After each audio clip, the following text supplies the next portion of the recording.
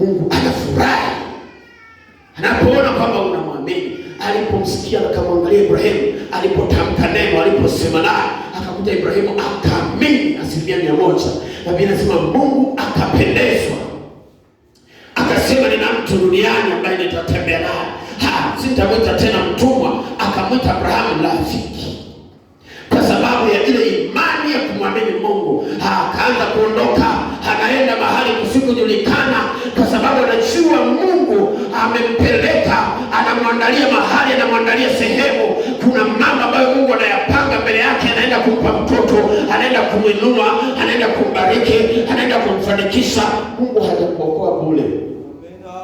Kuna mahali anakupeleka. Umetolewa kama Ibrahimu alivyotolewa, umeokolewa kama jinsi alivyookolewa. Mungu anasema nasi kama jinsi ambavyo alisema na Ibrahimu.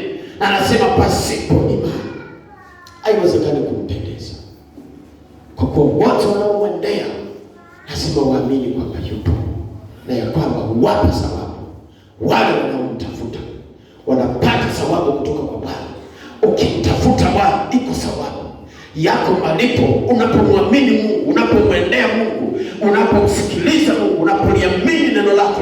Hata kama Ibrahimu hakumuona Mungu kwa macho, lakini akaisikia ile sauti ikisema naye kwamba Ibrahimu, tazama nyota jinsi zilivyo nyingi, ndivyo utakavyokuwa uzao wako. Akamwamini Mungu kwamba inawezekana, hata kama na miaka 100 inawezekana, hata kama madaktari wamesema imeshindikana, lakini kwa Bwana inawezekana. Anasema mtu akiwa na imani, hata chembe ya haradali ndogo kabisa, lakini akamwamini Mungu na akawaambia mlima hung'oka, nenda ukatupwe baharini, hayo mambo yatakuwa ya kwake, na Bwana atasimama kwenye hilo neno, na hakutakuwa na neno lisilowezekana kwao. Kisoma Mathayo 17:20, hakutakuwa neno lisilowezekana kwao. Nalipenda hilo neno Yesu akasema mwishoni.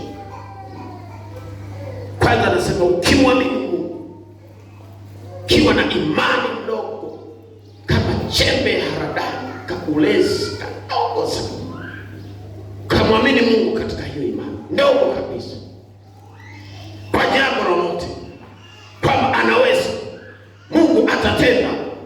Mungu anaweza kuninua tena, Mungu anaweza kunisimamisha tena, anaweza kuniponya, anaweza kanificha, anaweza kanitunza, anaweza kaniongezea miaka nikaishi. Mungu anaweza kunibariki, Mungu anaweza kanitendea jambo jipya. Akamwamini Mungu, anasema hakutakuwako jambo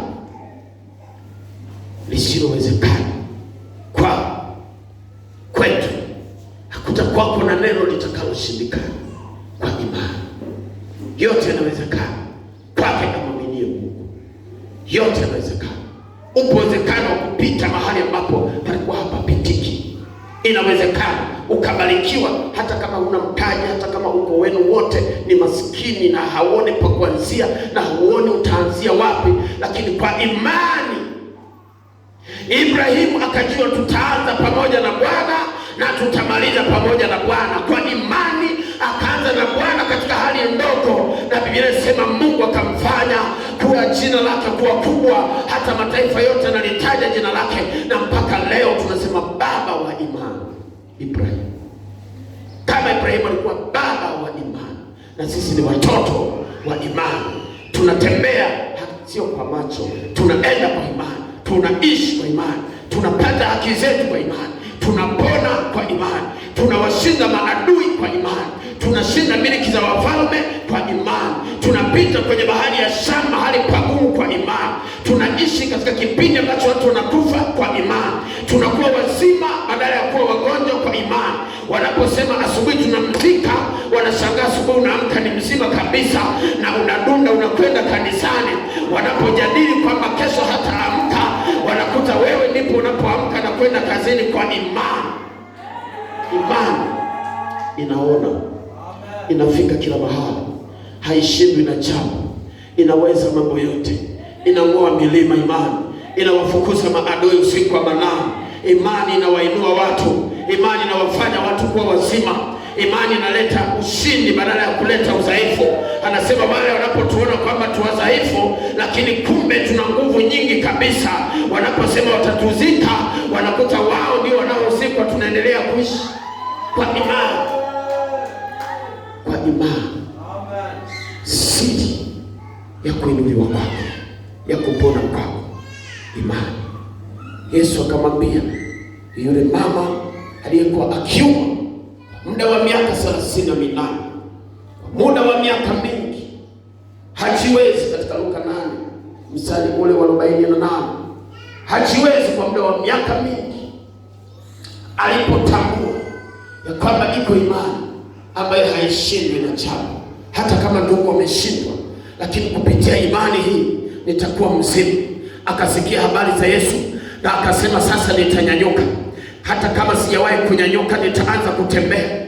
Hata kama sijawahi kutembea, nitafika mahali Yesu yupo, na nikifika mahali pale nitakwenda kugusa lile pindo la vazi ambalo watu hawaoni kwamba ni kitu gani na kifanya.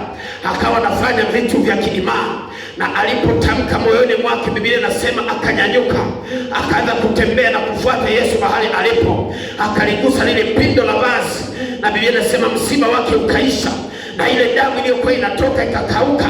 Naye Yesu alikuwa ameona kwa imani kwamba kuna mtu amenigusa.